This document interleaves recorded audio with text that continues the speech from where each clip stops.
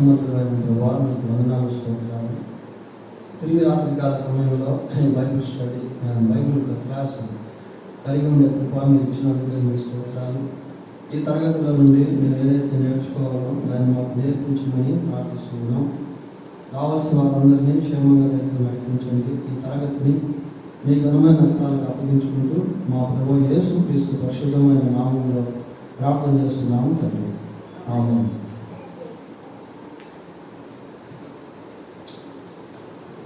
దేవుని మహాకృప చేత మనం చిన్న గుంపులు అనేటువంటి అంశాన్ని ధ్యానం చేస్తా ఉన్నాం. ఈ చిన్న గుంపులు అనేటువంటి అంశంలో ఇప్పటి వరకు మొత్తం ఎన్ని పాఠాలు చెప్పుకున్నాం? 7 పాఠాలు మనం చెప్పుకోవడం జరిగింది. ఈరోజు 8వ పాఠం వెళ్దాం. ఈ 8వ పాఠం మనకి మన పాఠ్య పుస్తకంలో పేజ్ నెంబర్ 144, 145 ఈ 2 పేజెస్లో మనకి పాఠం కనిపిస్తుంది. 144వ పేజీ, 145వ పేజీ ఈ 2 పేజెస్లో మనం 8వ పాఠాన్ని చూస్తాం. ఏముంది? 8వ పాఠం ఏంటి? చిన్న గుంపులోని సభ్యుల గురించి శ్రద్ధ వహించుట. చిన్న గుంపులోని సభ్యులను గురించి శ్రద్ధ వహించుట. మరి చిన్న గుంపు అంటే ఒక 10 మంది లేక 20 మంది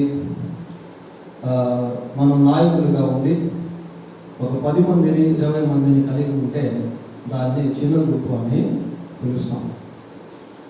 ఈ చిన్న గుంపుల సభ్యులను గురించి శ్రద్ధ వహించడం అనేటువంటిది చాలా చాలా ప్రాముఖ్యం. ఎందుకు అంటే ఒకవేళ చిన్న గుంపుల శ్రద్ధ అనేటువంటిది లేకపోతే గుంపు చెదిరిపోయేటువంటి అవకాశం అనేది ఉంది. గుంపు తగ్గిపోయేటువంటి అవకాశం అనేటువంటిది ఉంది. కాబట్టి చిన్న గుంపులను గురించినటువంటి శ్రద్ధ వహించడం అనేది చాలా ప్రాముఖ్యమైనటువంటి విషయంగా మనం ఇక్కడ చూస్తాం. సరే, అక్కడ ఒక 3 పాయింట్లు మనకు కనబడుతూ ఉన్నాయి. ABC అని. ఏదో ఏమనుంది? ఒకరినొకరు ప్రేమించుడి, ఒకరినొకరు ప్రేమించుడి. మరి చిన్న గుంపుల్లో ఈ ఒకరి పట్ల ఒకరు ప్రేమను కలిగి ఉండటం అనేటువంటిది చాలా ప్రాముఖ్యమైనటువంటి విషయము. ఎందుకు అంటే ప్రేమ అనేటువంటిది లేకపోతే గుంపు మరి చెదిరిపోయేటువంటి అవకాశం అనేది ఉంటుంది. వీలో ఏముంది? ఒకరి కొరకు ఒకరు ప్రార్థన చేయండి. ఇది కూడా చాలా ప్రాముఖ్యమైనటువంటి విషయము. చిన్న గుంపు సమావేశంలో మరి సపోజ్ ఒక 20 మంది ఉన్నట్లయితే ఆ 20 మంది ఒకరికొరకు ఒకరు ప్రార్థన చేసుకునేటువంటి వారుగా ఉండాలి. అప్పుడు ఆ గుంపు మరి దేవుని సంబంధంగా బలంగా ఉండేదానికి అవకాశము ఉంటుంది.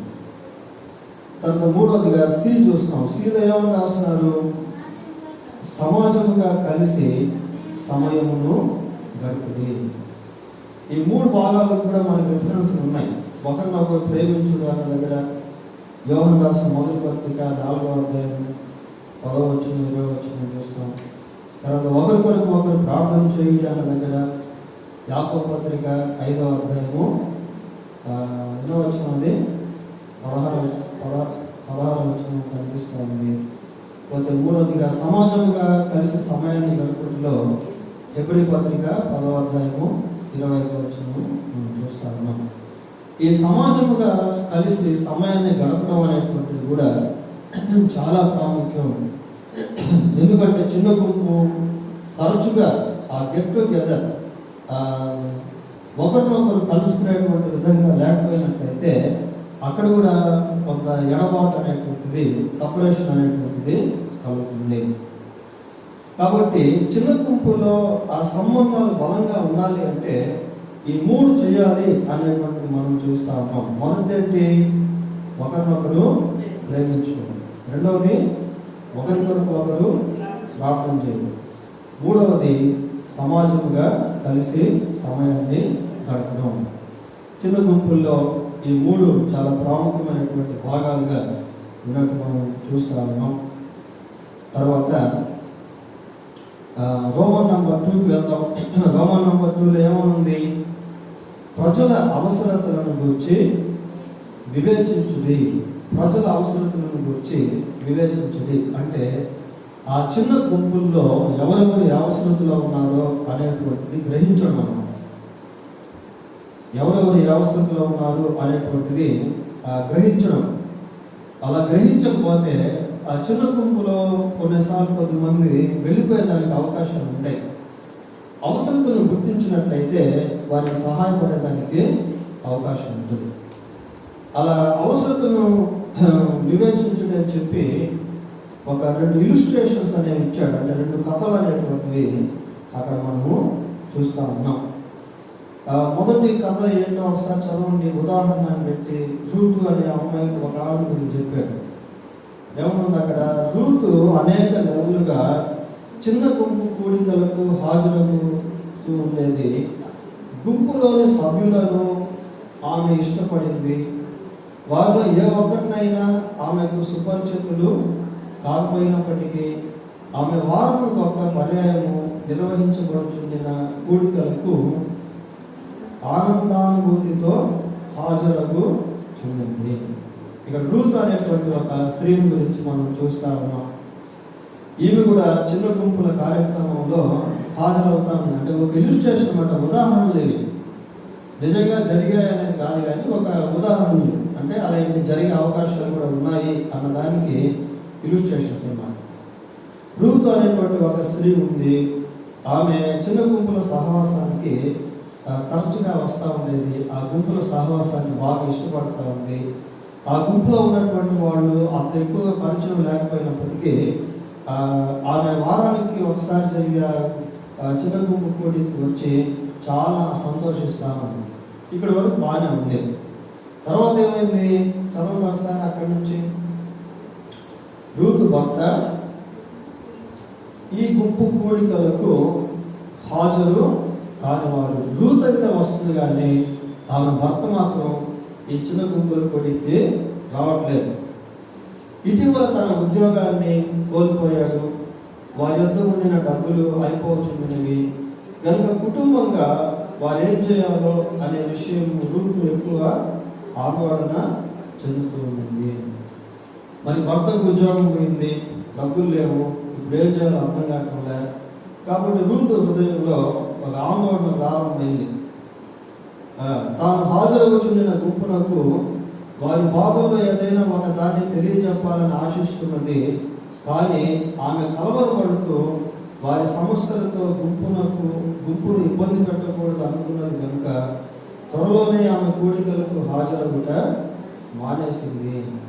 కనుక సభ్యులు రూతుకి ఏమైనట్టు ఏమని చదవస్తారు?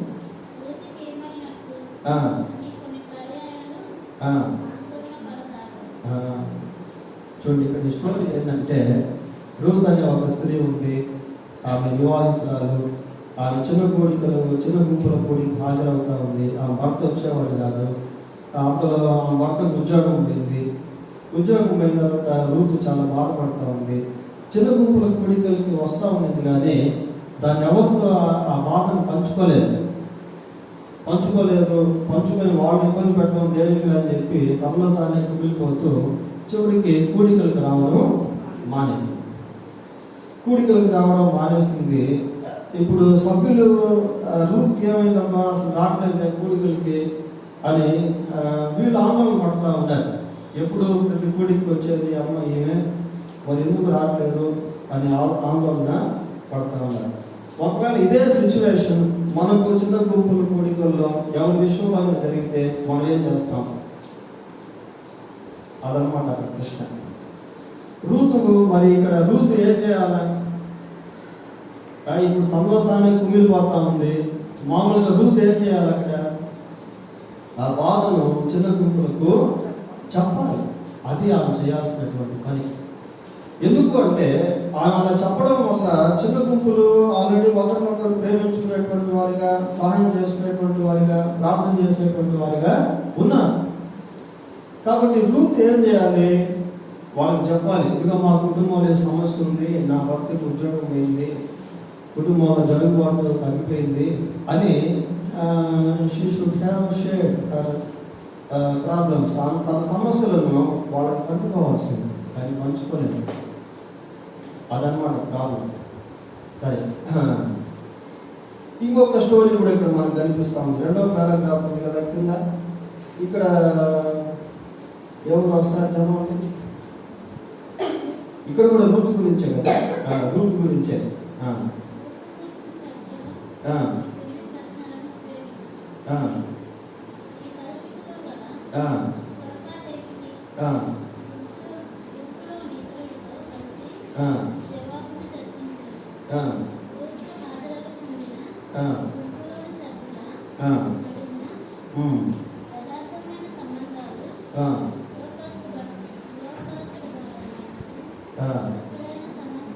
ఇక్కడ ఒక సమస్య మనం చూస్తాం. ఏంటంటే రూతుది కూడా సమస్య ఉంది. ఏంటంటే ఆమె తన బాధను గుంపులో వాళ్ళకి షేర్ చేయాలి, కానీ చేయటం లేదు. అదే సమయంలో గుంపులో ఉన్నటువంటి వాళ్ళు కూడా రూతుల గురించి శ్రద్ధ తీసుకోవాలి. రూతు అసలు ఏంటి, ఎందుకు ఇట్లాగా జరుగుతా ఉందనేటువంటి శ్రద్ధ తీసుకోవాలి. ఇక్కడ ఏమని చూస్తున్నాం, చిన్న గుంపులోని సభ్యుల్లో ఎవరైనా ఒకరు రూతు కుటుంబమును ఉంటారనుకుంటున్నావా? ఎందుకు అనుకుంటావు? రూతు కుటుంబము చిన్న గుంపు నాయకుడు ఇప్పుడు సందర్శింపవలన, లేక ఇప్పటికే చాలా ఆలస్యమైందా? వీడియోము ప్రదర్శించు వారి విషయంలో ఇటువంటి పరిస్థితి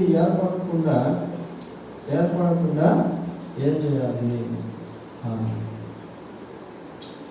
రూతు తన సమస్యతో సతమతం అవుతా ఉంది, కానీ చిన్న గుంపులతో మాత్రం పంచుకోవటంలే, తనలో తానే కుమిలిపోతా ఉంది. ఒక రకమైనటువంటి వీడియో అనేటువంటి రూతులో ఉంది. కాబట్టి ఇటువంటి సమస్య చిన్న గుంపులో వచ్చినప్పుడు ఏం చేయాలి అంటే, మొట్టమొదటిగా ఒక 3 విషయాలు చెప్తాను, రాసుకోండి నోట్స్ అక్కడ పక్కన. అంటే ఆ నాయకుడు, ఆ టీము, ఆ చిన్న గుంపుల నాయకుడు ఏం చేయాలి, ఆ టీంలో ఉన్న వాళ్ళు ఏం చేయాలి, ఇట్లా రూపు దూరం అయిపోతున్నప్పుడు అనే దాని గురించి ఒక 3 విషయాలు చెప్తాను. మొదటిది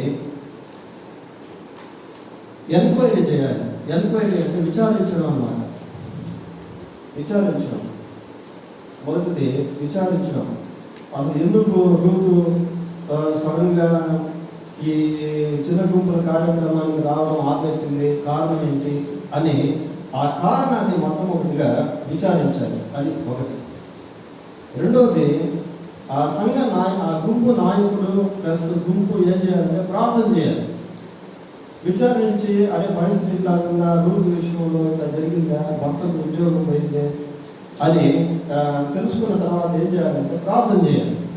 ప్రభావ మరి వాళ్ళకి సహాయం చేయండి, ఆ రూతు కుటుంబానికి సహాయం చేయండి, వాళ్ళ ఆర్థిక పనుల విషయంలో సహాయం చేయండి, మళ్ళీ భర్తకు ఉద్యోగం వచ్చే విషయంలో సహాయం చేయండి, రూతు మళ్ళీ చిన్న గుంపుల కోరికలకు వచ్చేదానికి సహాయం చేయండి అని ప్రార్థన చేయాలి. అది రెండవది. పోతే మూడవది సహాయం చేయాలి, హెల్ప్ చేయాలి. ఇప్పుడు అవసరతలో మనం చదివేది అదే కదా, ప్రజల అవసరతలకు వచ్చి వివేచించండి అన్న భాగం చదువుతా ఉన్నాం. కాబట్టి ఏదో ఒక విధంగా ఆర్థికంగా కానీ, లేకపోతే వస్తు రూపంలో కానీ, ఏదో ఒక విధంగా భౌతికంగా రూపుకు చిన్న గుంపు, అలా గుంపుకు సంబంధించిన నాయకుడు సహాయపడేటువంటి వారుగా ఉండాలి. చిన్న గుంపులోని సభ్యులను గురించి శ్రద్ధ వహించుట. Page number 144. సరే, 145 చూద్దాం. 145 పేజీ. చిన్న గుంపు నాయకుడుగా ఒక సమస్య లేదా అవసరతను తెలియచెప్పు కొన్ని సాంకేతాలను నీవు ఎలా గుర్తించగలవు? రోమన్ నంబర్ 3 చదవండి. రోమన్ నంబర్ 3 ఏంటో, మీ చిన్న గుంపు అవసరములను గురించి శ్రద్ధ వహించుట. చదవండి. అవసరముల విషయంలో ప్రతిస్పందించుము.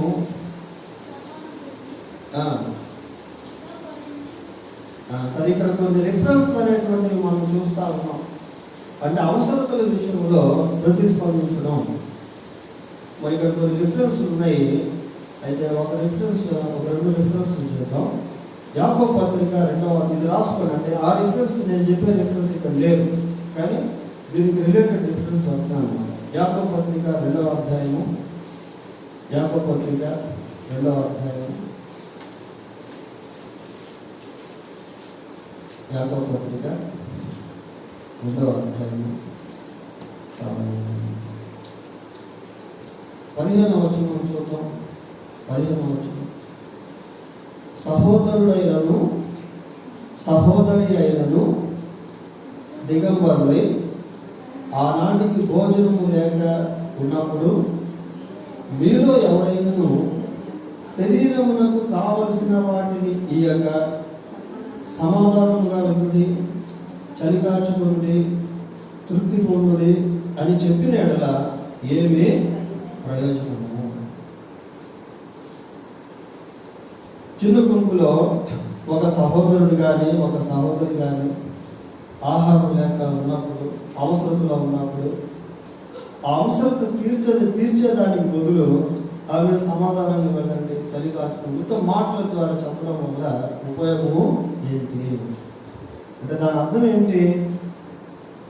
వాడికి ఏదో ఒక విధంగా మీరు సహాయం చేయండి. ఆహారం లేనప్పుడు వారికి ఆహారం పెట్టండి. వస్త్రాలు లేవు, వాళ్ళకి వస్త్రాలు లేవు, ఉద్యోగం పోయింది, వారి కుటుంబంలో ఆర్థిక ఇబ్బందులు ఉన్నాయి. ఏదో ఒక విధంగా మీకు తోచింది వారికి సహాయము చేయండి. అదనమాట చిన్న గుంపుల అవసరతలను గురించి శ్రద్ధ వహించడము. పోతే రెండవదిగా స్పిరిచువల్ హెల్ప్ అన్నమాట, ఆత్మ సంబంధమైనటువంటి సహాయం. చూడండి, గలతీ పత్రిక ఉంది కదా ఇక్కడ కింద. గలతీ రిఫరెన్స్ ఏముంది? 6:1. ఆ చదవండి ఏముంది అక్కడ. గలతీ పత్రిక 6వ అధ్యాయము 1వ వచనంలో ఏముందో ఒకసారి చూద్దాం. చాలా ఇంపార్టెంట్ వచనం ఇది. 6వ అధ్యాయం 1వ వచనం. సహోదరులారా, ఒకడు ఏ తప్పిదంలోనైనను చిక్కుకొనిన ఎడల ఆత్మ సంబంధులైన మీలో ప్రతి వాడు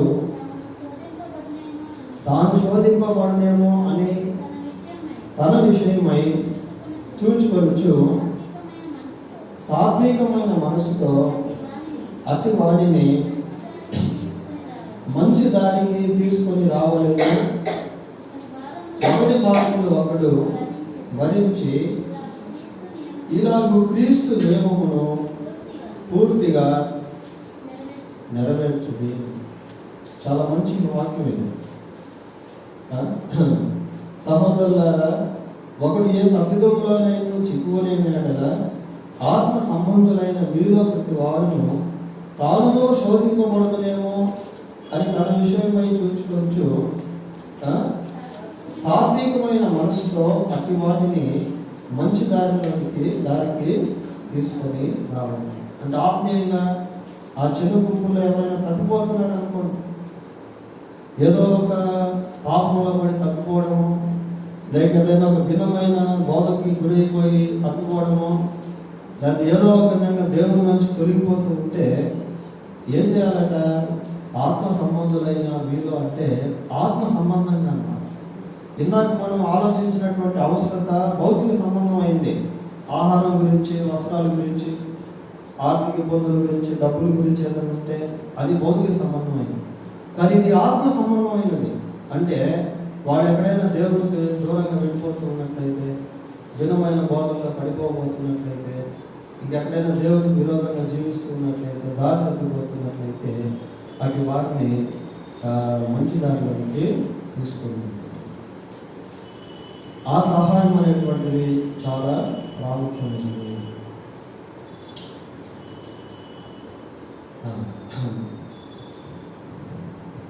తర్వాత బి ఒకసారి చూద్దాం. దీంట్లో అభ్యాసం ఉంది కదా, అభ్యాసం అనేది బిలో ఏంటది? చదవండి ఒకసారి. 145 పేజీలో బిలో అభ్యాసం ఉంది కదా, చదవమంటారా? ప్రతి సందర్భమును విద్యార్థులకు వినిపించి ప్రశ్నను చర్చించండి. అంటే ఇది గ్రూప్ స్టడీ అని, గ్రూప్ డిస్కషన్ అన్నమాట. గుంపుగా చేరి ఒకరినొకరు సంభాషించుకోవడం. ఇక్కడ కూడా కొన్ని ఇలిస్ట్రేషన్స్ మనం చూస్తాం. అంటే చిన్న గుంపులను గురించి శ్రద్ధ వహించేటువంటి విషయంలో ఇక్కడ కూడా కొన్ని ఒక 4 కథలు అనేటువంటివి ఇచ్చారు. అంటే చిన్న గుంపుల విషయంలో శ్రద్ధను, చిన్న గుంపుల అవసరతల విషయంలో శ్రద్ధ వహించే దాని గురించి ఒక 4 ఉదాహరణలు అనేటువంటివి కూడా మనకు కనిపిస్తూ ఉన్నాయి. మొదటిది ఏమో చదువుతారా? కమలా కదా, కమలా అనుకున్నాం. ఇటీవలనే మీ చిన్న గుంపు పూర్తిగా ముగిసింది. మరుసటి ఉదయాన్నే కమల దగ్గర నుండి మీకు ఒక ఫోన్ కాల్ వచ్చింది.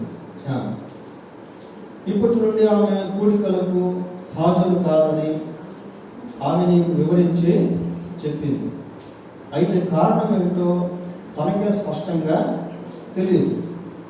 ఈ విషయమై నీవు ఆలోచించుచుండు తరుణంలో సహవాస కూడికల్లో కానీ లేదా చర్చలు నిర్వహించబడుతున్నప్పుడు కానీ కమల చాలా తక్కువగా మాట్లాడేదనియో, కూడిక ముగిసిందో లేదో ఎవరితోనూ ఏమీ మాట్లాడకుండానే ఆమె అక్కడి నుండి వెళ్ళిపోచుండినదనే విషయము నీకు జ్ఞాపకం వస్తుంది.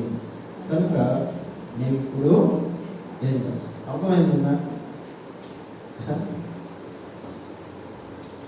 ఇట్లాగే చిన్న గుంపులు కూడికలు జరుగుతూ ఉంటాయి.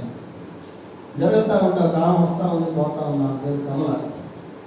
ఆమె ఏం చేసిందంటే ఒకరోజు ఫోన్ చేసి, ఇక నుంచి నేను ఈ గుంపు కూడికలకు రాము అని చెప్పేసింది.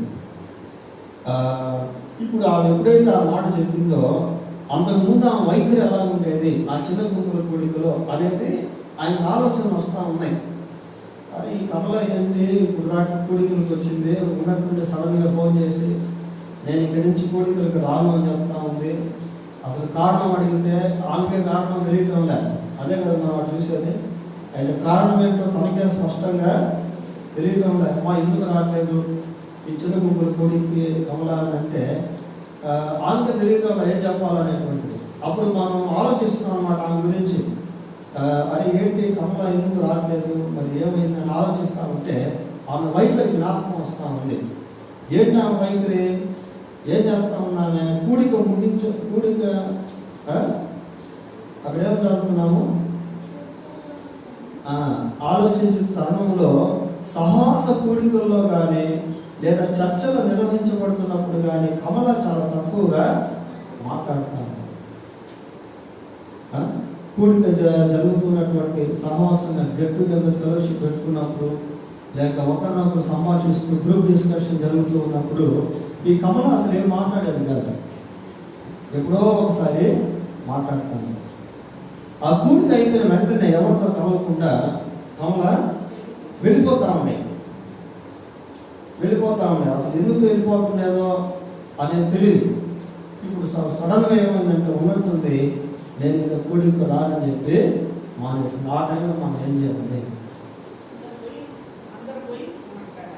విజిటింగ్ అన్నమాట. విజిటింగ్ చాలా ఇంపార్టెంట్. ఎందుకు కమల ఎందుకు రావట్లేదని చెప్పి విజిటింగ్ చేయాలి. ఆమె దగ్గరికి వెళ్ళి మాట్లాడాలి. ఇంకేం చేయొచ్చు అటువంటి టైంలో? ఏదో ఒక విధంగా ఆమెకు సహాయపడవచ్చు. అసలు ఆమె యొక్క సమస్య ఏంటో గుర్తించి ఆమెకు ఏదో ఒక విధంగా సహాయపడి ఆమె మళ్ళీ తిరిగి ఆ చిన్న గుంపులోకి చేర్చుకోవాలి. మంచిది. కొద్ది రెండవ ఉదాహరణకి వెళ్దాం. ఇక్కడ విమల కనిపిస్తాము. పై భాగంలో కమల, రెండవ భాగంలో విమల. ఈ గురించి ఏముందో చూద్దాం. చదవండి. అది ఒకనొక కూడిక సమయంలో చిన్న గుంపు సభ్యులందరూ తమ ప్రార్థనా మనవులను పంచుకొనుచుండేవి. ఇప్పుడు విమల తరుణం వచ్చింది.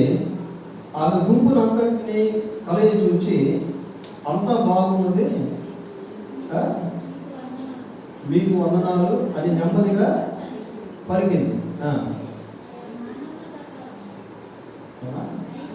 అయితే ఆయా మనవుల ప్రకారము ప్రార్థన చేయబడుతున్నప్పుడు నీకు ఖచ్చితంగా తెలియలేదు, కానీ ఆమె లోపల కుమిలి ఏడ్చుచున్నదనే అనుమానం నీకు కలుగుతుంది. ఇప్పుడు ఏం చేస్తాను? చిన్న గుంపులు కూడికలు జరుగుతూ ఉంటాయి. సరే, ప్రార్థన సమయాన్ని వాళ్ళు కలిగి ఉన్నారు. అందరిని అడుగుతున్నారు, అయ్యా నీకేమో ప్రేయర్ రిక్వెస్ట్ ఉంది, అమ్మ నీకేమో ప్రార్థన అవసరం ఉంటుంది. ఇలా అడగతా విమల దగ్గరికి వచ్చి, ఆ విమల నీకు ప్రార్థన మనం ఏముందని అంటే ఆమె ఏముంటుంది, నాకు అంతా బాగానే ఉంది, నాకేం లేదు, మీకు వందనాలని చెప్తా ఉందన్నమాట. కానీ లోపలంతా కుమిలిపోతా ఉంది. అంటే ఆమె ఆ బాధను చెప్పుకోకుండా నాకంతా బాగానే ఉందని చెప్పడం వల్ల వాళ్ళు ఆమె గురించి ప్రార్థన చేయలేకపోతున్నారు. అటువంటి సమయంలో ఆమె లోపల కుమిలిపోతుంది అని మనకు అర్థమైంది. అప్పుడు మనం ఏం చేస్తాము? ప్రార్థన చేయాలి. ఒకటి, ఫస్ట్ ఆమె గురించి ప్రార్థన చేసి అసలు ఆమె ఏ విషయంలో కుమిలిపోతుంది అనేది తెలుసుకోవాలి. ఫస్ట్ ఆమె గురించి ప్రార్థన చేయాలి. ప్రార్థన చేసిన తర్వాత అసలు ఆమె ఏ విషయంలో కుమిలిపోతా ఉంది, దేని బట్టి చెప్పలేని, కొద్దిమందికి చెప్పలేని సమస్యలు ఉంటాయి. వాళ్ళు చెప్పలేరు అనమాట. లోపల కుమిలిపోతుంటారు, కానీ ఇతరులకు వాళ్ళు ఆ సమస్యను షేర్ చేయలేరు. అయితే చిన్న గుంపు అనేది ఎలాంటిదంటే, ఇది ప్రేమించేటువంటి గుంపు, ప్రార్థించేటువంటి గుంపు, సహాయపడేటువంటి గుంపు కనుక ఆ గుంపుకి విమల ఏం చేస్తున్నారు అంటే తన బాధను షేర్ చేయాలి. వాళ్ళు అడిగారు కదా, నీకేం ప్రార్థన మనం ఉందంటే, ఇదిగో నాకు ఈ ప్రార్థన అవసరత అని చెప్పుకుంటే బాగుంది. కనుక చిన్న గుంపులో ఇటువంటి అవసరత కలిగిన వాళ్ళు కొన్నిసార్లు బయటపడరు. వాళ్ళకి లోపల అవసరతలు ఉంటాయి, కానీ వాళ్ళు చెప్పుకోరు అన్నమాట. అటువంటి సమయంలో వాళ్ళని గుర్తించి వాళ్ళ గురించి ప్రార్థన చేసి అబ్జర్వ్ చేసి అసలు వాళ్ళ ప్రాబ్లమ్స్ ఏంటనేది తెలుసుకోవడం చాలా ఇంపార్టెంట్. ఇక్కడ ఇంకొక కుటుంబం కూడా కనిపిస్తూ ఉన్నారు మనకి. ఎవరు వాళ్ళు? ప్రకాష్ మరియు ప్రమిళ ఫ్యామిలీ, భార్య భర్త. వీరు వివాహితులైన దంపతులు. ఈ ఇరువురు దాదాపు 1 సంవత్సరం పాటు మీ చిన్న గుంపు కూడికలకు హాజరవుతున్నారు. ఆ రోజుల్లో వారు దాదాపుగా క్రమం తప్పక హాజరవుతుండేవి. కానీ ఈ మధ్యకాలంలో చిన్న గుంపు కూడికల్లో వారి ప్రవర్తన ధోరణిని బట్టి ఈ దంపతులు ఇరువురు మధ్య ఏదో అర్థం కాని ఉద్రిక్తత ఖచ్చితంగా ఉన్నట్టు గుంపునకు అర్థమైంది. వారి వైవాహిక జీవితంలో ఏదో ఒక సమస్య ఉన్నదని నీవు సందేహిస్తావు, కానీ దాని గురించి వారిని అడగడానికి వారితో ఏమీ చాలినంత పరిచయం ఏర్పడలేదన్న అనుభూతి నీకు కలుగుతున్నది. కాబట్టి ఇప్పుడు నీవు ఏం చేస్తావు? ఇక్కడ కొంచెం తెలుగు ట్రాన్స్లేషన్ మనం చదివితే అర్థమయ్యే విధంగా లేదు, రీడబిలిటీ లేదన్నమాట. నేను దీని గురించి చెప్తాను. ఆ చిన్న గుంపులో ఒక భార్య భర్త వస్తూ ఉన్నారు, ఫ్యామిలీ వస్తూ ఉన్నారు. వాళ్ళ పేర్లు ఏంటంటే, భర్త పేరు ప్రకాష్, భార్య పేరు ప్రమిళ.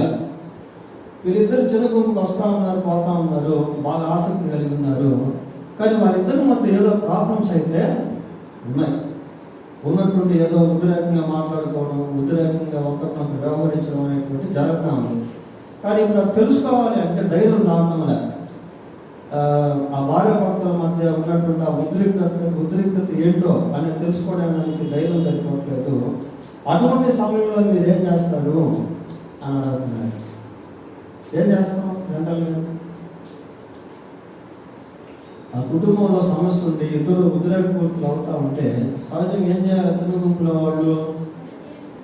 వాళ్ళని అడగాలి, అమ్మా మీరు భార్య భర్తలుగా కలిసి ఉండాలి, మరి ఎందుకు ఒకరినొకరు పోట్లాడుకుంటున్నారు, ఒకరి మీద ఒకరు కోపడుతున్నారు అని చెప్పి వాళ్ళతో మాట్లాడి వాళ్ళకి ఏం చేయాలంటే ఫ్యామిలీ కౌన్సిలింగ్ అనేది ఇవ్వాలి.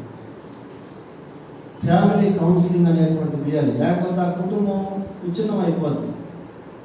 మనం చదువుతున్నటువంటి ఈ స్టడీస్లో కుటుంబం గురించి వస్తుంది, ఒక భాగం వస్తుంది మనకు. దాంట్లో చాలా బాగుంటుంది కుటుంబం గురించి. అప్పుడు కుటుంబం గురించి చాలా విషయాలు మనం తెలుసుకుంటాం. 12వ అంశం అన్నమాట అది, కుటుంబం అనేటువంటిది. సరే, ఇక్కడ ఫ్యామిలీ కౌన్సిలింగ్ ఇవ్వాలి వాళ్ళకి.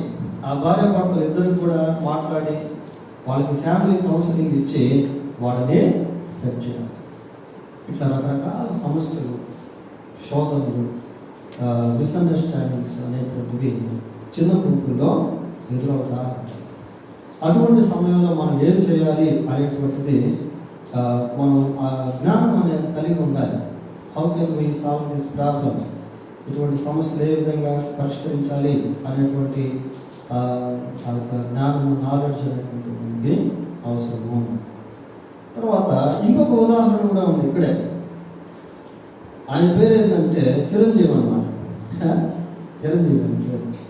చదవండి. ఇటీవలనే చిన్న గుంపులోని సభ్యులలో ఒకరు తన తోటి పనివాడైన చిరంజీవిని చిన్న గుంపులోనికి ఆహ్వానించాడు.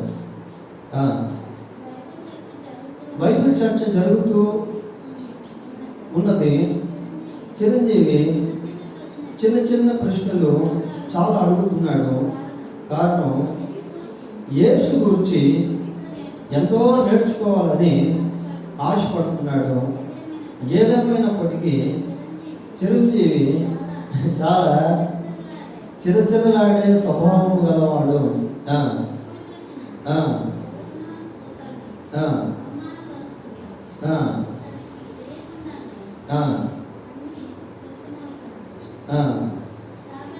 కాబట్టి ఇంతవరకు ఎంతో ఆనందానుభూతితో కొనసాగుచుండిన కూడికలు ఇప్పుడు ఇతరుని బట్టి ఆటంకపరచబడుతూ ఉన్నాయి.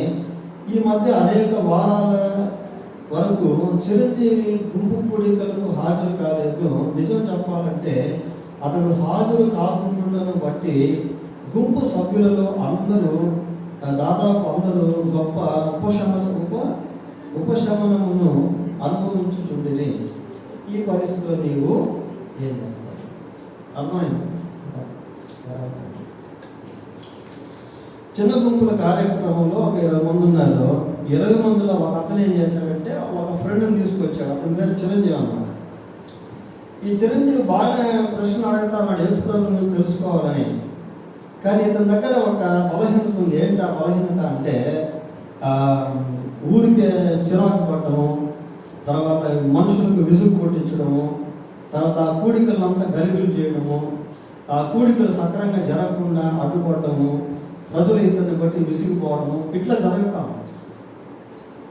జరుగుతూ ఉంది. కొద్ది రోజులకి ఆ చిరంజీవి రావడం మానేశాడు. మానేసిన తర్వాత మళ్ళీ గుంపులో వాళ్ళందరూ కూడా ఉపశమనం పొందారు. ఉపశమనం అంటే ఏంటి? విడుదల పొందారు. మళ్ళీ కొంచెం వాళ్ళకి రిలీఫ్ అయ్యారు.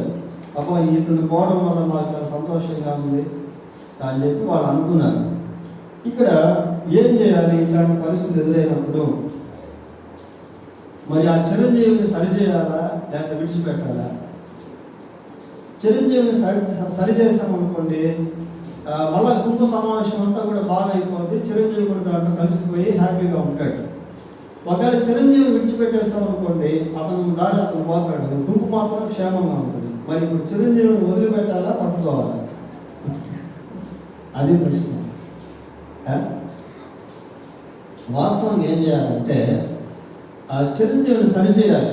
అయ్యా, ఇదిగో నీ వల్ల గుంపు ఇలా ఉంటుంది, నువ్వు మంచి ప్రశ్న అడుగుతున్నావు, ప్రభువు నువ్వు తెలుసుకోవాలని చాలా సంతోషం.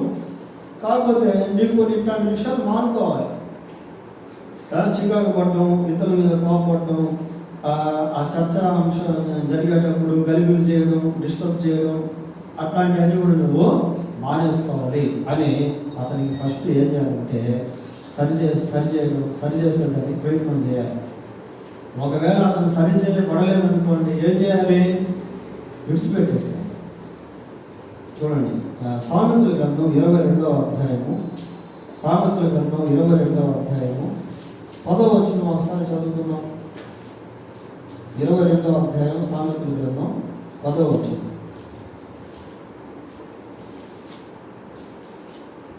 22:10. తిరస్కార బుద్ధి గల వారిని తోలి వేసిన ఎడల కలహములు మానును, పోరు తీరి అవమానము మానుకోవును. తిరస్కారములు గలవాన్ని తోలి వేసిన ఎడల కలహములు మానిపోతాయి. చూడండి, ఈ తిరస్కరించేటువంటి వాళ్ళు ఉంటే కలహాలు అనేటువంటివి ఉంటాయి. తిరస్కారం గల వారిని తోలి వేసిన ఎడల కలహములు మానును, పోరు తీరి అవమానము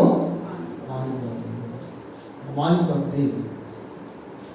కాబట్టి మొట్టమొదటిగా అతన్ని సరిచేసే ప్రయత్నం చేయాలి. ఒకవేళ అతను సరి చేసుకోకుండా అట్లాగే జీవిస్తూ ఉంటే అతను ఏం చేయాలా? వదిలేసేయాలి. అలా వదిలేసినప్పుడు ఏమవుతుందంటే మళ్ళీ తిరస్కారాలు, ఈ అవమానాలు ఇలాంటివి రాకుండా అక్కడ హ్యాపీనెస్ అనేటువంటిది, ఐక్యత అనేటువంటిది వస్తుంది అనేది ఇక్కడ మనము చూస్తా ఉన్నాము.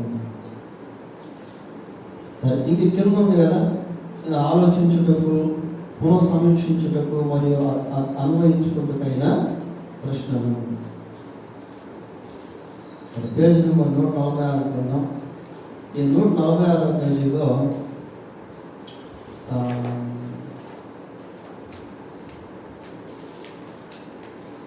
సి చదవండి. సి కార్యాచరణ ప్రణాళిక ఉంది కదా, దాంట్లో సి చదవండి. ఏముంది?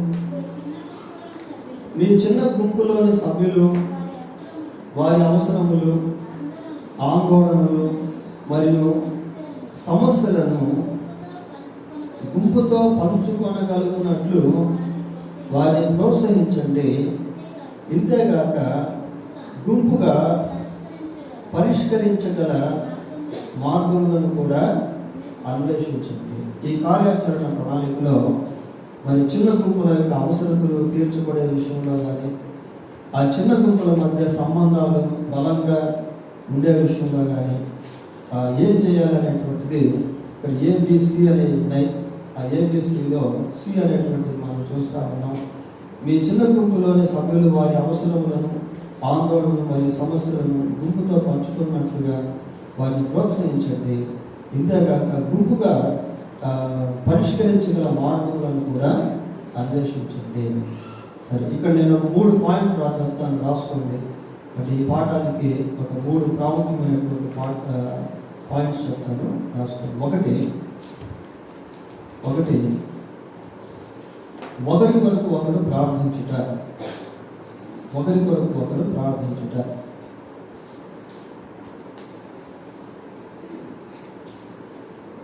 రెండు, ఒకరి సమస్యలు ఒకరితో పంచుకుంట. ఒకరి సమస్యలు ఒకరితో పంచుకుంట. 3, ఒకరి భారములు ఒకరు మోయుట. ఒకరి భారములు ఒకరు మోయుట. ఇంకోటి చెప్తాను, 4 రాసుకుంటాను. ఒకరికొకరు సహాయము చేసుకుంటాం. ఒకరికొకరు సహాయము చేసుకుంటాం. మొదటిదేంటి?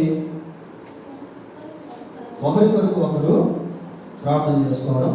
రెండోది ఒకరి సమస్య ఒకరు పంచుకోవడం. మూడోది ఒకరి భారంలో ఒకరు మోయడం. నాలుగోది ఒకరికొకరు సహాయము చేసుకుంటాం. ఈ 4 ఈ 8వ పాఠానికి మూలరాలు అన్నమాట, పునాది. చిన్న గుంపులోని సభ్యులను గురించి శ్రద్ధ వహించుట అనేటువంటి పాఠానికి ఈ 4 ఫౌండేషన్ స్టోన్స్ లాగా మనము చెప్పుకోవచ్చు. 9వ పాఠానికి వద్దాం. 9వ పాఠం పేజ్ నెంబర్ 146, 147, 2 పేజెస్లో ఈ 9వ పాఠం మనకు కనిపిస్తుంది. 146వ పేజీలో 9వ పాఠం అనేది ఉంది. ఏమనుంది 9వ పాఠం?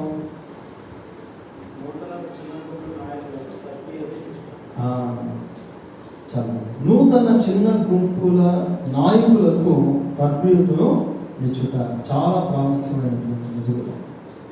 ఇప్పుడు చిన్న గుంపులు ఉన్నాయి, ఒక 10 మందో 20 మందో ఉన్నారు. ఆ 20 మందిలో కొద్దిమంది నాయకులు కావాలి వాళ్ళని నడిపించేదానికి. ఎప్పుడు ఒకే నాయకుడు ఉంటే సరిపోదు. మనం లీడర్షిప్ నాయకత్వంలో కొన్ని పరిశీలన చేసాం. ఏంటంటే నాయకులు అభివృద్ధి చెందాలి. ఎప్పుడైతే నాయకులు అభివృద్ధి చెందుతూ ఉంటారో గుంపులు కూడా అభివృద్ధి చెందుతూ ఉంటారు. నాయకత్వం అనేటువంటి దాంట్లో మనం పరిశీలిస్తూ వచ్చాం. ఆ రోజుల్లో ఇత్రో నాయకత్వాన్ని గురించి కూడా మనం చూడగలిగాం. మోషే నాయకత్వాన్ని గురించి, యెహోషువ నాయకత్వాన్ని గురించి కూడా చూడగలిగాం. అయితే ఈ 9వ పాఠంలో, అంటే పేజ్ నెంబర్ 146 పేజీలో 9వ పాఠంలో ఏం చూస్తున్నామంటే నూతన చిన్న గుంపుల నాయకులకు తర్బీదు ఇచ్చుట. అంటే చిన్న గుంపుల్లో వాళ్ళలో నుంచి నాయకులను లేపాలి నూతనంగా. మరి ఆ నాయకులను లేపాలి అనుకున్నప్పుడు వాళ్ళకి ఎటువంటి తర్బీదు అవసరమో, ఎవరినంటే వాళ్ళని నాయకులుగా మనం చేయలేం, ఏర్పాటు చేయలేం. కాబట్టి ఆ చిన్న గుంపులో నాయకులను మనం సిద్ధపరచాలి అంటే how can we prepare the leaders from that small groups? ఆ చిన్న గుంపుల నాయకులను మనం ఏ విధంగా చేయగలము లేదా సిద్ధపరచగలము అనేటువంటిది ఈ 9వ పాఠము. సరే, ఈ 9వ పాఠంలో మొట్టమొదటిగా ఇక్కడ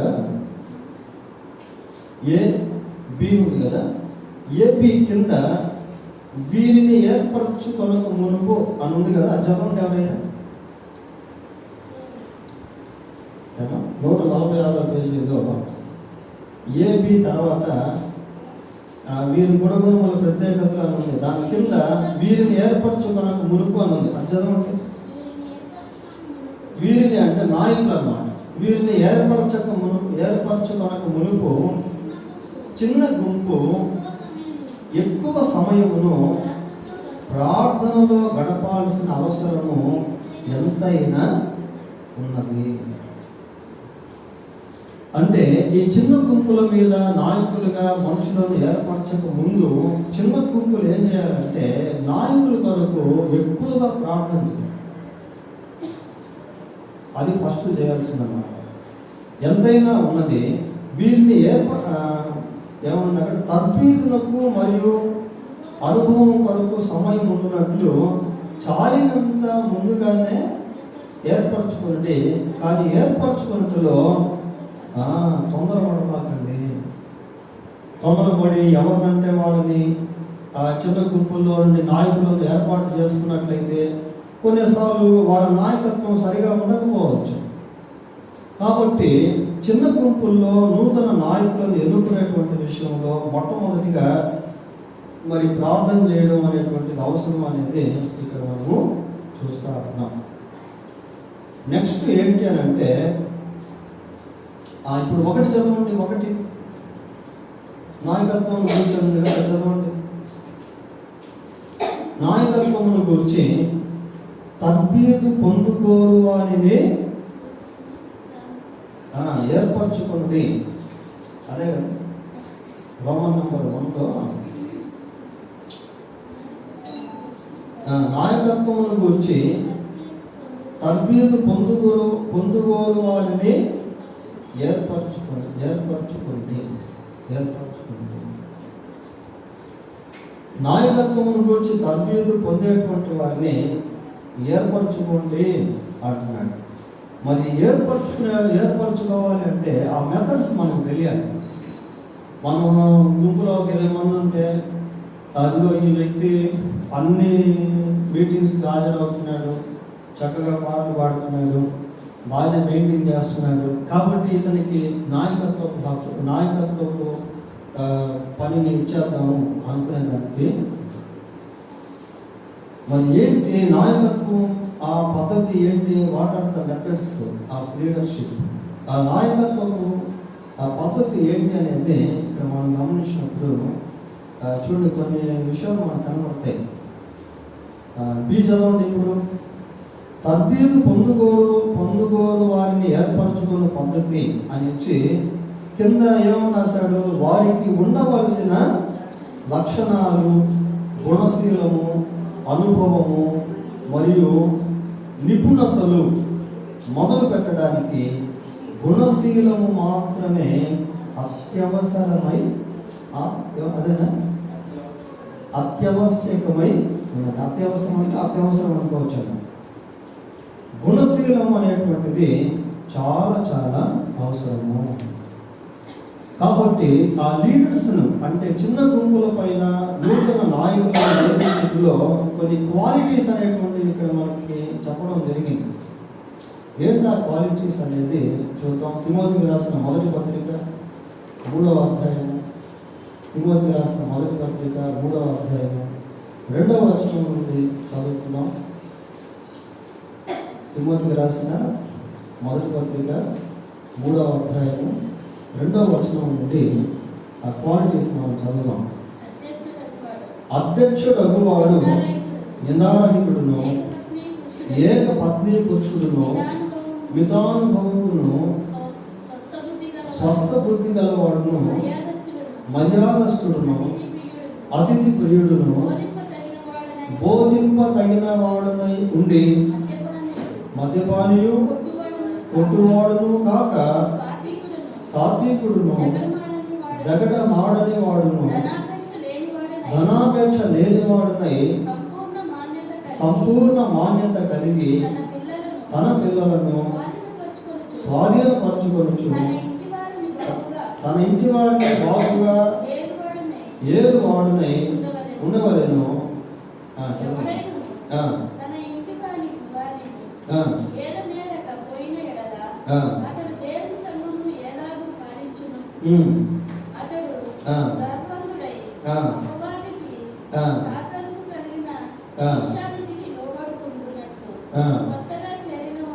కొత్తగా చేరిన వాడై ఉండకూడదు. చాలు.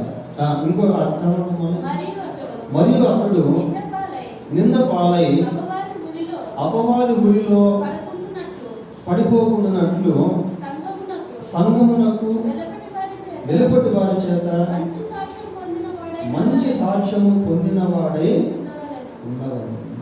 ఇంకా కొన్ని క్వాలిటీస్ ఉన్నాయి.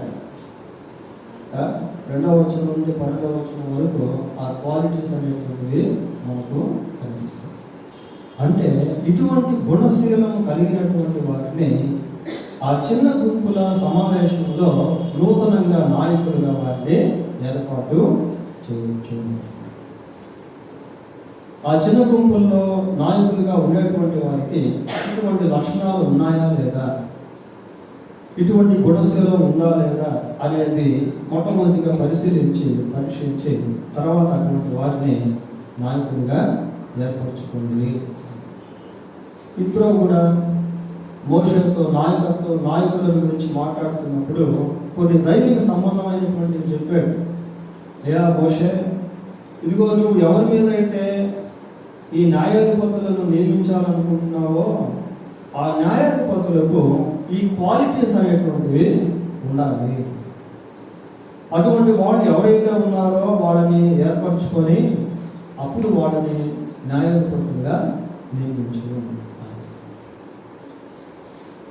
కనుక చిన్న గుంపులపై నూతనంగా నాయకులను ఏర్పాటు చేసేటువంటి విషయంలో ఆ నాయకులకు ఇటువంటి క్వాలిటీస్ ఉన్నాయా లేదా అనేటువంటిది పరిశీలించి ఆ తర్వాత వాళ్ళ నాయకులుగా నియమించడం అనేటువంటిది చాలా ప్రాముఖ్యం.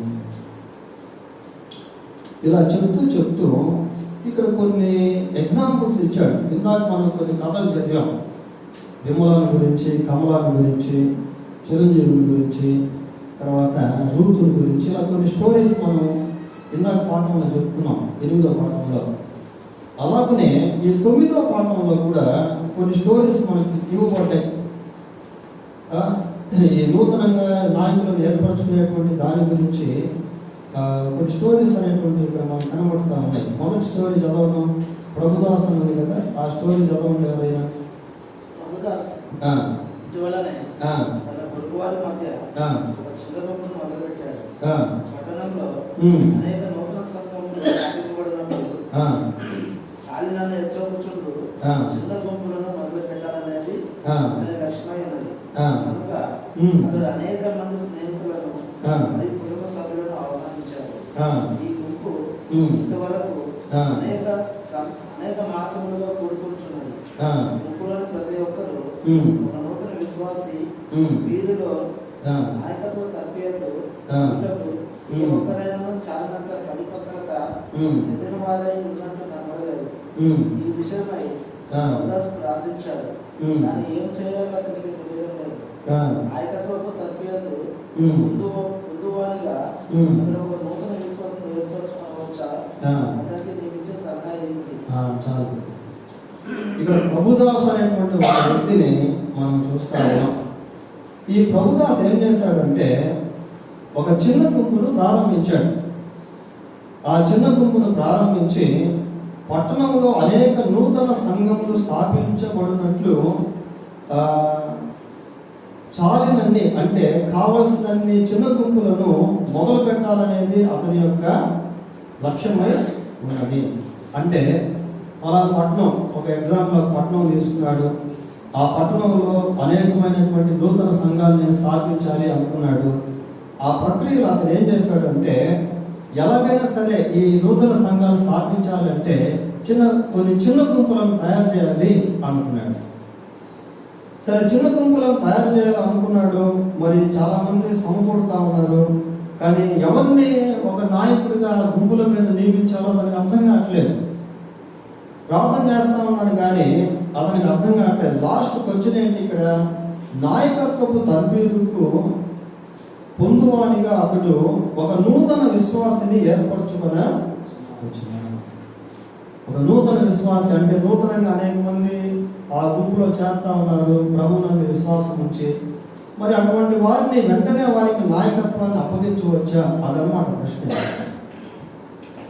ఆ చిన్న గుంపుల పైన ఒక నూతన విశ్వాసికి నాయకత్వాన్ని అప్పగించవచ్చా అనేది ప్రశ్న. ఇక్కడ మనం ఏం చెప్పవచ్చు అని అంటే వెంటనే అప్పగించకూడదు. ఎందుకు అంటే అతనికి విశ్వాసం అయితే ఉంది కానీ తర్బీదు అనేటువంటిది లేదు.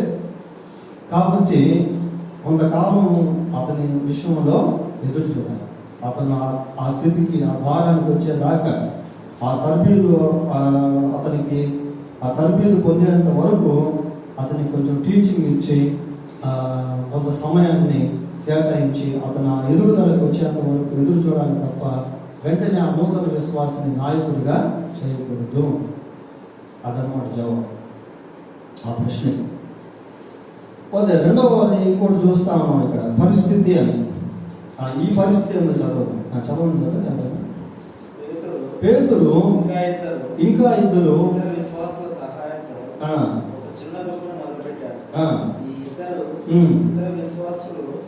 అనేక సంవత్సరాలుగా క్రైస్తవులై ఉన్నారు. కానీ వారిలో ఎవరికైనా పరిచర్యలో ఒకడుగా లేదు.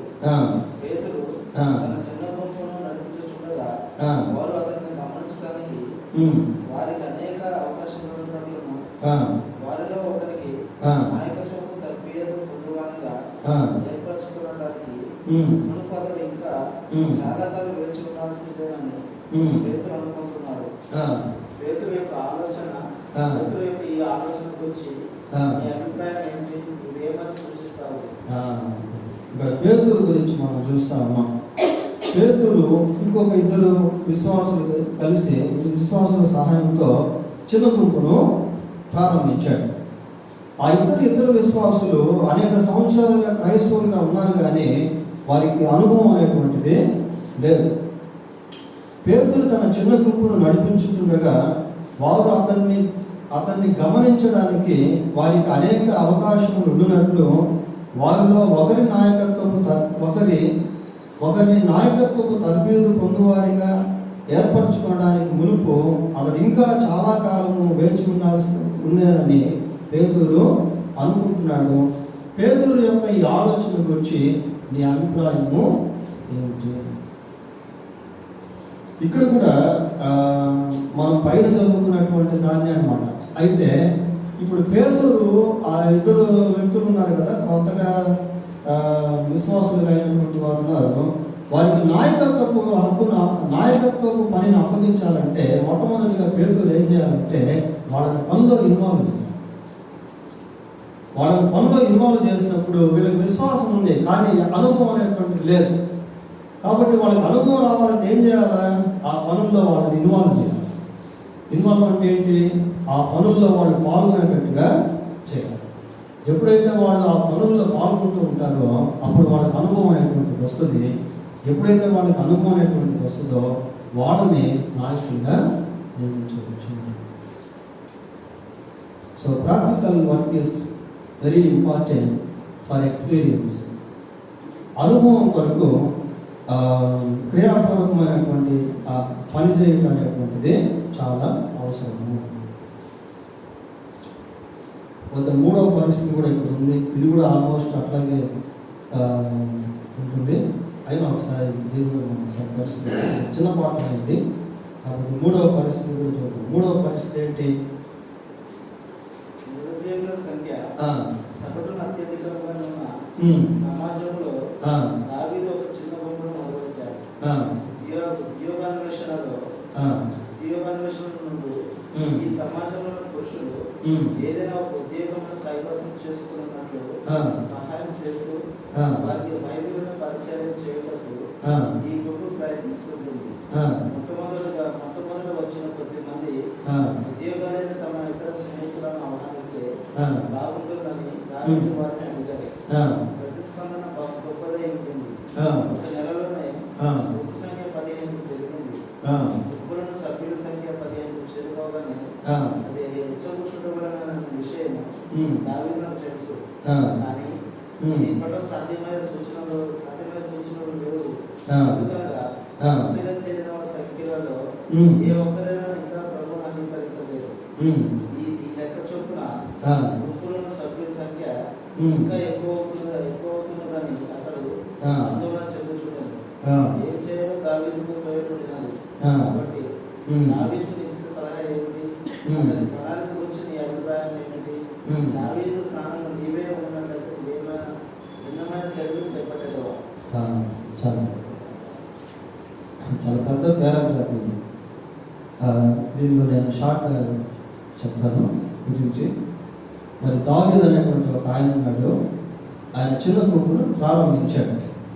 ఈ ప్రారంభించినటువంటి ఆ ప్రక్రియలో ఎంతోమంది బయట నిరుద్యోగులుగా ఉంటారు కదా, వాళ్ళకి ఏదో ఒక ఉద్యోగం ఇచ్చే ప్రయత్నం చేయాలి అని ఒక ఆఫర్ లాగా పెట్టేసరికి మనుషులు వచ్చి జాయిన్ అయిపోతున్నారు చిన్న గుంపులో. ఈ జాయిన్ అయ్యేది వీళ్ళు ఎందుకు అంటే ఆ చిన్న గుంపులో ఉద్యోగాల నిమిత్తం జాయిన్ అవుతా ఉన్నారు. మరి ఇలా ఉండడం వల్ల రోజు రోజుకి జనాభా పెరుగుతున్నారు, కానీ వాళ్ళకి ఆధ్యాత్మికంగా దావీదు యొక్క ఉద్దేశం వాళ్ళ పట్ల నెరవేరటం లేదు. కారణం ఏంటంటే వాళ్ళు కేవలం ఉద్యోగాల కోసం అక్కడికి వస్తా ఉన్నారు. కాబట్టి ఉద్యోగాల కోసం వచ్చినటువంటి వారికి దావీదు ఏం చేయాలి అని అంటే, దావీదు ఏం చేయాలంటే he needs to give them spiritual teachings. దావీదు అలాగ వచ్చినటువంటి వారికి ఆత్మ సంబంధమైనటువంటి వాటిని బోధించాలి. ఎప్పుడైతే ఆత్మ సంబంధమైనటువంటి వాటిని దావీదు బోధిస్తాడో వాళ్ళకి ఉద్యోగాలు రావడం మంచిదే, కానీ అదే సమయంలో దావీదు యొక్క లక్ష్యం నెరవేరాలి అంటే వాళ్ళకి ఆత్మ సంబంధమైనటువంటి ఆ బోధలు ఎంతైనా అవసరం. వాటి ద్వారా ఆ చిన్న గుంపు బలపడుతుంది అనే విషయాన్ని మనము చూడవచ్చు. సరే, రోమన్ నంబర్ 2 నాయకత్వము కొరకు తర్బీదు పొందువారిని సిద్ధము చేయము. మీ యొక్క నాయకత్వపు తర్బీదు పొందుచున్న వారిని నీతో కూడా పరిచర్య సంబంధించిన అన్ని విషయాల్లో కలుపుతుంది. ఇది యేసు ప్రభు నేర్పినటువంటి పద్ధతి. యేసు ప్రభు శిష్యులు ప్రారంభంలో వాళ్ళకి అసలు ఏం తెలియదు, కానీ ప్రభు ఏం చేసేవాడు అంటే తన పరిచయంలో తనతో పాటు వారిని తీసుకెళ్ళాడు. తన పరిచయంలో తనతో పాటు వారిని తీసుకెళ్ళినప్పుడు వాడు ప్రభు యొక్క జీవితంలో నుండి అనేకమైనటువంటి విషయాలను నేర్చుకున్నారు. ఇది చాలా ఇంపార్టెంట్. అంటే తర్బీదు, నాయకత్వపు తర్బీదు పొందుతున్న వారిని విశ్లేషించము అంటే వారి యొక్క లక్షణాల గురించి తెలుసుకోవాలి. నాయక తర్బీదు పొందుతున్నారు, కానీ వాళ్ళ క్యారెక్టర్ ఎలా ఉంది? ఇందాక మనం చెప్పుకున్నాం కదా, తిమోతికి రాసిన మొదటి పత్రిక 3వ అధ్యాయంలో కొన్ని గుణశీలానికి సంబంధించిన లక్షణాలు మనం చెప్పుకున్నాం. ఆ లక్షణాలు వాళ్ళకు ఉన్నాయా లేదా అనేటువంటిది గమనించాలి. తర్వాత నాయకత్వపు తర్బీదు పొందుతున్న వారి కొరకు వారితో కూడా కలిసి, ఈ నాయకత్వపు తర్బీదు పొందుతున్నటువంటి వారిని కలుపుకొని వారితో కూడా కలిసి ప్రార్థించుకుంటున్నాం. ఇలాంటి ఎప్పుడైతే జరుగుతాయో అక్కడ ప్రజలు నాయకులుగా మారుతారు. వారి యొక్క అనుభవాల నుండి పాఠాలు నేర్చుకుంటారు. అలాగనే మరి వారి యొక్క గుణ లక్షణాల్లో మార్పు అనేటువంటిది కలుగుతుంది. ఈ కలిసి ప్రార్థించడం వల్ల మరి దేవుని యొక్క కార్యాలు కూడా వాళ్ళు అనుభవించేటువంటి వారుగా ఉంటారు. తర్వాత ఈ క్రింది ప్రశ్నలు చిన్న గుంపుల్లో చర్చించుము. అంటే ఈ ప్రాక్టికల్ వర్క్. తర్బీదు పొందుతున్న వారిని పరిచయ నిమిత్తం సిద్ధం చేయడానికి నీవు ఏమి చేయగలవు అంటే ప్రశ్నలు వేసుకోవాలి. తర్బీదు పొందుతున్న అంటే శిక్షణ పొందుతున్నటువంటి వారిలో పరిచయ నిమిత్తం వారిని సిద్ధం చేయాలంటే నువ్వేం చేయగలవు అంటే లీడింగ్ హిమ్ ఇన్ పర్సనల్ వే. అంటే అటువంటి వారిని ఏం చేయాలంటే వ్యక్తిగతంగా వాళ్ళతో కలిసి వాళ్ళని నడిపించాలి. వ్యక్తిగతంగా వాళ్ళని కలిసి నడిపించాలి. తర్బీదు పొందుతున్న వారిని విశ్లేషించుటకు అవసరమైన సమాచారము నీవెలా సేకరించగలవు. ఇప్పుడు తర్బీదు పొందుతున్నారు, వారి గుణ లక్షణాలు ఎలా ఉంటాయని మనకు ఎంత తెలుస్తుంది? How can we recognize the character of the people who are trained? తర్బీదు పొందుతా ఉన్నారు, వారి గుణ లక్షణాలు ఎలా ఉన్నాయని మనకు ఎట్లా తెలుస్తుందంటే, ఈ తర్బీదు పొందేటువంటి వారు అక్కడక్కడ పనులు చేసుకుంటూ ఉంటారు కదా, ఆ పనులు చేసుకుంటున్నటువంటి దగ్గర వాళ్ళకి సాక్ష్యం ఉందా లేదా అది ఇంపార్టెంట్. కొన్నిసార్లు మనం కూడా అబ్జర్వ్ చేసినప్పుడు మందిరంలో కొంచెం బాగా కనిపిస్తూ ఉంటారు విశ్వాసులాగా.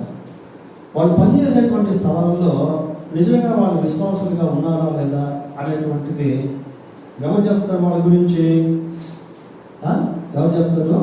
అక్కడున్నటువంటి వాళ్ళు. కొర్నేలిని గురించి పేతురుకి మొట్టమొదటిగా ఎవరు చెప్పారు అంటే, అక్కడ పేతురు దగ్గరికి వచ్చిన వాళ్ళు చెప్పారు, అయ్యా పేతురు, ఇదిగో కొర్నేలి నిన్ను తీసుకురామంటున్నాడు, ఆయన దేవుని యొక్క భయభక్తులు కలిగినటువంటి వాడు, సమాజంలో మంచి సాక్ష్యాన్ని కలిగినటువంటి వాడు అని అనుచరులు ఆ కొర్నేలి గురించి పేతురికి చెప్పారు. కాబట్టి బిలీవర్స్గా చిన్న గుంపులు తర్బీదులో ఉన్నటువంటి వారిగా we need to have our testimony even outside of the church. సంఘం వెలుపల కూడా ఆ సాక్ష్యాన్ని కలిగి ఉండడం అనేది చాలా ఇంపార్టెంట్. కాబట్టి నాయకులుగా ఎవరైతే మనం తర్బీదు చేస్తున్నామో వాళ్ళకి బయట సాక్ష్యం ఉందా లేదా అనేటువంటిది కూడా తెలుసుకోవడం చాలా అవసరం. తర్బీదు పొందుతున్న వారి కొరకు నీవు చేసే ప్రార్థనలో ఏ విషయాలు నీవు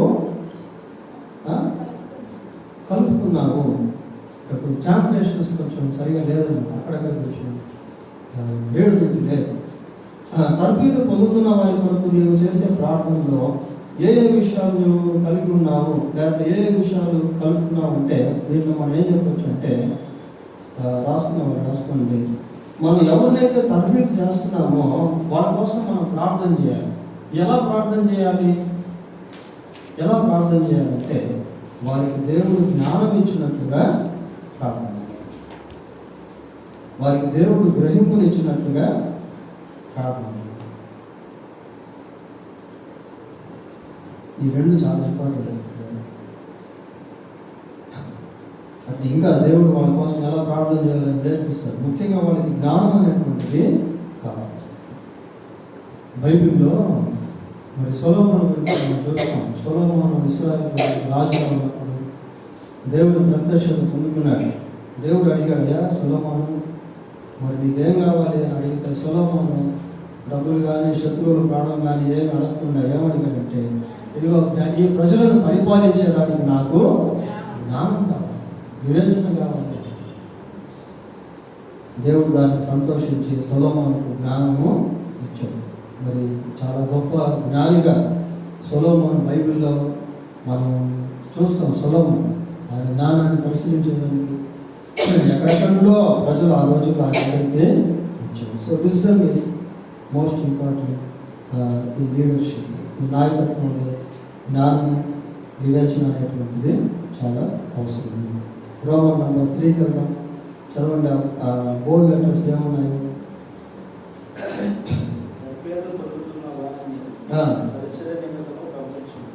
చూడండి అట్లా, తర్బీదు పొందుతున్న వారిని పరిచర్య నిమిత్తము పంపించు. వాళ్ళు అలాగే ఉంచుకుంటే లాభం. ట్రైనింగ్ అవుతున్నారు, నెక్స్ట్ స్టెప్ ఏంటంటే వాళ్ళు పరిచర్లోనికి వెళ్ళి. బైబిల్ కళాశాలలో ఎంతోమంది విద్యార్థులు ట్రైనింగ్ అవుతారు. ట్రైనింగ్ అయిపోయిన తర్వాత చాలామందికి వెంటనే ఆఫర్లు వచ్చేస్తూ ఉంటాయి. ఫర్ ఎగ్జాంపుల్ ఎండి ఉంది, మాస్టర్ డివైనిటీ 3 years అది. ఈ 3 yearsలో 3వ సంవత్సరం కంప్లీట్ అవుతూ ఉందో లేదో అప్పటికే చాలామందికి అక్కడక్కడ నుంచి ఇన్విటేషన్ వస్తాయి. మా చర్చిలో పాస్టర్ ఉండేదని. ఈ బైబిల్ ట్రైనింగ్ అయిపోయిన వెంటనే చాలామంది ఏం చేస్తారంటే సేవలోకి వెళ్ళిపోతారు. బైబిల్ ట్రైనింగ్ అవడమే అనేది కాకుండా కొద్దిమందిని దేవుడు పిలుస్తాడు. అంటే సేవ చేయాలంటే కేవలం బైబిల్ ట్రైనింగ్ ఉండాలనుకునే దానికి లేదు. దేవుడు పిలుపు ఉండాలి, తర్వాత వాక్య అనుభవం కూడా ఉండాలి, మరి ముఖ్యంగా దేవుడి పట్ల విధేయత ఉండాలి. ఈ క్యారెక్టరిస్టిక్స్ అనేవి చాలా ఇంపార్టెంట్. దేవుడికి ఈ గుణశీలం అనేటువంటి దేవుని పరిచయంలో చాలా ఇంపార్టెంట్. మీరు ఆమోస్ మాట్లాడుతూ ఉంటాడు. ఆమోస్ ఏమంటాడంటే, నేను ప్రవక్తను గాను ప్రవక్తల శిష్యుల్లో ఒకరిని కూడా ఆయన పిలిచాడు. కాబట్టి ట్రైనింగ్ కూడా ఏంటంటే మనకి what is return in the Bible ఏం రాస్తున్నారు ఇలాంటి విషయాలు. ఇక్కడ ఏం మనం చూస్తున్నామంటే, తర్బీదు పొందుతున్న వారిని పరిచయం నిమిత్తము పంపించుము. ఏ చదవండి ఏముందో, నీ దర్శనమును నాయకత్వపు తర్బీదు పొందుతున్న వారికి వివరించుము. షేరింగ్ ద విజన్ అంటే ఈ చిన్న గుంపుల్లో నుండి నాయకులకు ఏర్పాటు చేసుకొని వారిని పరిచయకు పంపించేటువంటి సమయంలో వాళ్ళకి దర్శనం గురించి చెప్పాలి, ఆ విజన్ గురించి చెప్పాలి. అయ్యా మన పరిచయం యొక్క దర్శనం ఇది, ఇప్పుడు పలానా దగ్గర మిషనరీ పరిచయం అది మన దర్శనం, లేదా పలానా దగ్గర సంఘాలు పెట్టే పరిచయం అది మన దర్శనం, లేదా పలానా ప్రాంతాల్లో సువార్త ప్రకటించేది అది మన దర్శనం అని చెప్పి ఆ దర్శనాన్ని వాళ్ళకి పంచుకోవాలి. బియ్యం ఉంది, అతనికి పరిచర్యను నియుక్తము. నియుక్తము అంటే ఇక్కడ ఈ పదం మనకు అర్థం కాదు. నియుక్తం అంటే చేతికి అప్పగించడం అన్నమాట. పరిచర్యను అతనికి అప్పగించడం. అక్కడ నియుక్తం అన్న అది అండర్లైన్ చేసుకొని పక్కన మీరు ఏం రాసుకుంటారంటే చేతికి అప్పగించుట అని పెట్టుకోండి. అప్పుడు మీకు అర్థం అవుతుంది పదం. అతనికి పరిచర్యను అప్పగించడం అని పెట్టుకోలేదు, అతనికి పరిచర్యను అప్పగించడం. సీఎం ఉంది, అతడు ఒక క్రొత్త చిన్న గుంపును మొదలు పెట్టుటకు అతన్ని వదిలిపెట్టుము. అంటే అతనికి ఫ్రీడమ్ ఇవ్వాలి, స్వేచ్ఛనివ్వాలి. అయ్యా నువ్వు వెళ్ళి ఒక చిన్న గుంపును ప్రారంభించు అని స్వేచ్ఛగా వాళ్ళని పంపేస్తారు. కొన్ని కస్టడీస్ పెట్టి, ఆటంకాలు పెట్టి, రూల్స్ పెట్టి, రెగ్యులేషన్స్ పెట్టి నువ్వు ఎట్లా చేయాలి అట్లా చేయాలని కాదు, ఫ్రీడమ్ ఇవ్వాలి. నువ్వు వెళ్ళి ఒక చిన్న గుంపును ప్రారంభించు, స్వేచ్ఛగా ఇవ్వాలి. తర్వాత ఏంటి, మరొకరికి తర్బీదునిచ్చు పద్ధతిని మరొకసారి ప్రారంభించింది. ఈ నాయకుడు ఏం చేయాలంటే, ఎప్పుడైతే ఇతను తర్బీదు పొంది పరిచర్యకు వెళ్తూ ఉన్నాడో ఇదే వ్యక్తి ఇంకొకరికి తర్బీదు ఇచ్చేటట్టుగా ఇతను బోధించాడు. నువ్వు ఎలాగైతే నాయకుడు అయ్యావో ఇంకొకరిని కూడా ఆ రీతిగా నాయకుడిగా నువ్వు చెయ్యి అని ఇతనికి బోధించారు. ఇక్కడ కింద కూడా ఇవన్నీ కూడా అయ్యే కార్యాచరణకు సంబంధించినటువంటి ప్రాక్టికల్ బోధిస్తున్నారు. ఇంతటితో మనం 9వ పాఠాన్ని కూడా పూర్తి చేసుకున్నాం. ఈరోజు 2 పాఠాలు చిన్న గ్రూపులు అనేటువంటి అంశంలో 8వ పాఠాన్ని 9వ పాఠాన్ని మనం పూర్తి చేస్తున్నాం. ఇంకా ఈ చిన్న గ్రూపులు అనేటువంటి అంశంలో మరొక 3 పాఠాలు ఉన్నాయి, 4 పాఠాలు ఉన్నాయి, మొత్తం 13 పాఠాలు ఇవి. దేవుని చెప్పినైతే వచ్చే క్లాస్లో చిన్న గ్రూపుల గురించి మరికొన్ని విషయాలు నేర్చుకున్నాం. దేవుడి వాక్యం దీవించుగాక. ప్రార్థన చేసుకున్నాం.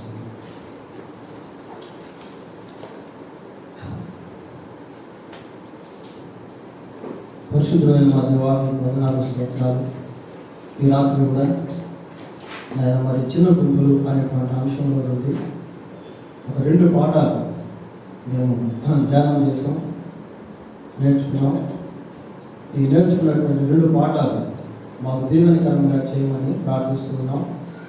చిన్న గుంపు సహవాసం గురించి, వారిలో ఒకరినొకరు ప్రేమించుకునేటువంటి దాని గురించి, ఒకరినొకరు ప్రార్థించుకునేటువంటి దాని గురించి, ఒకరి భారంలో ఒకరు పంచుకునేటువంటి దాని గురించి నేను విన్నాం.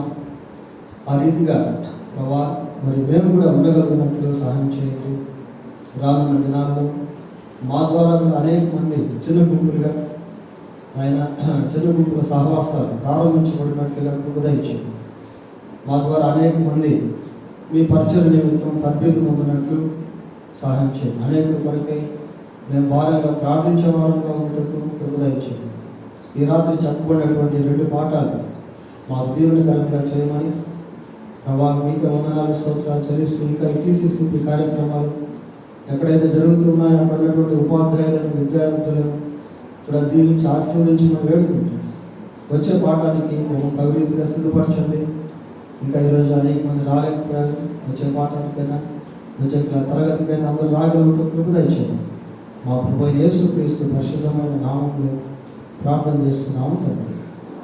మన తండ్రి అయిన దేవుని ప్రేమ, మన ప్రభువైన యేసుక్రీస్తు యొక్క కృప, పరిశుద్ధాత్మ దేవుని యొక్క సన్నిధి సహవాసం మనకు, కుటుంబాలకు, అలాగే యొక్క బైబిల్ తరబీదు ఎక్కడెక్కడైతే జరుగుతుందో అక్కడ ఉన్నటువంటి ఉపాధ్యాయులకు, విద్యార్థులకు తోడై ఉండి కాపాడడం కనుక.